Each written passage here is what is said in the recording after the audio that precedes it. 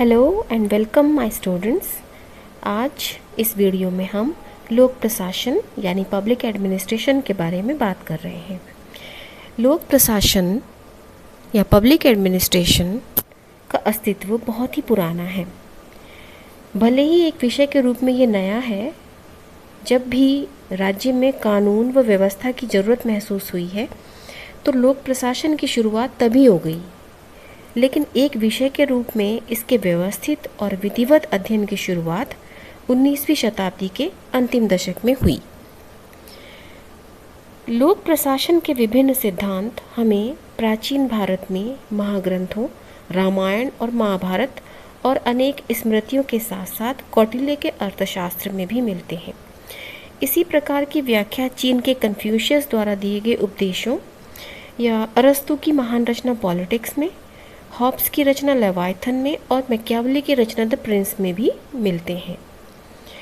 लेकिन अमेरिका की एक प्रसिद्ध पत्रिका पॉलिटिकल साइंस क्वार्टरली में वुड्रो विल्सन का एक लेख द स्टडी ऑफ एडमिनिस्ट्रेशन नाम से 1887 में प्रकाशित हुआ, जिसमें एक पृथक विषय के रूप में लोक प्रशासन को स्थापित करने पर बल दिया गया था और इस तरह से लोक प्रशासन की एक स्वायत्त अनुशासन, एक इंडिपेंडेंट डिसिप्लिन के रूप में विकास की शुरुआत 1887 से मानी जाती है और वुड्रो विल्सन को लोक प्रशासन का जनक माना जाता है।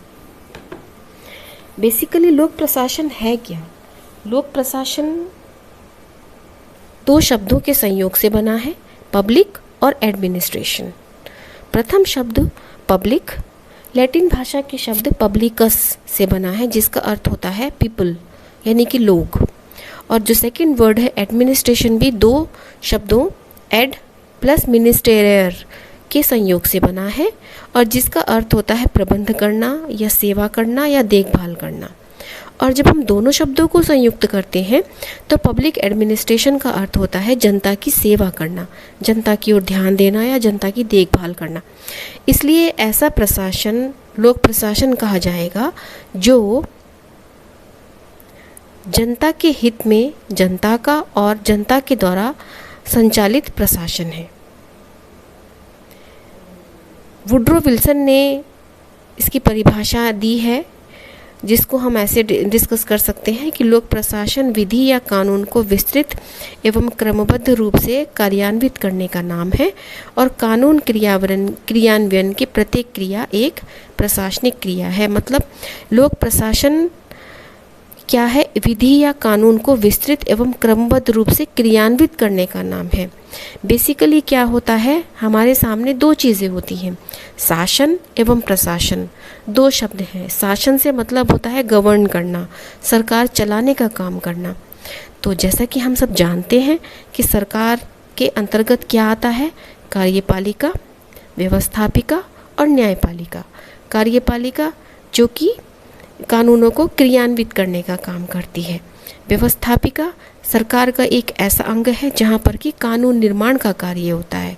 जो व्यवस्थापिका कानून निर्माण करती है उन कानूनों को क्रियान्वित करने का काम कार्यपालिका करती है।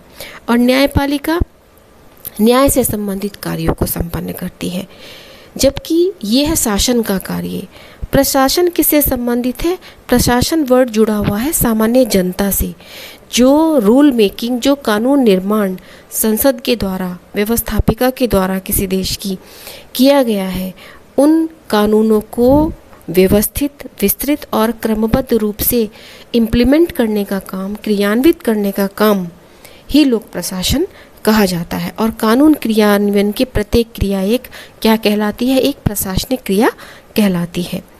Professor LD. वाइट एक विद्वान हुए हैं जिन्होंने कि लोक प्रशासन को परिभाषित करने का काम किया है। लोक प्रशासन, वो ये कहते हैं कि लोक प्रशासन में वो सभी कार्य आ जाते हैं जिनका उद्देश्य लोक नीति को पूरा करना अथवा क्रियान्वित करना होता है। मतलब लोक प्रशासन में वो सारे काम इंक्लूड हैं जिसका संबंध पब्लिक पॉलिसी से है, उसको प्रॉपर इम्प्लीमेंट करने से है।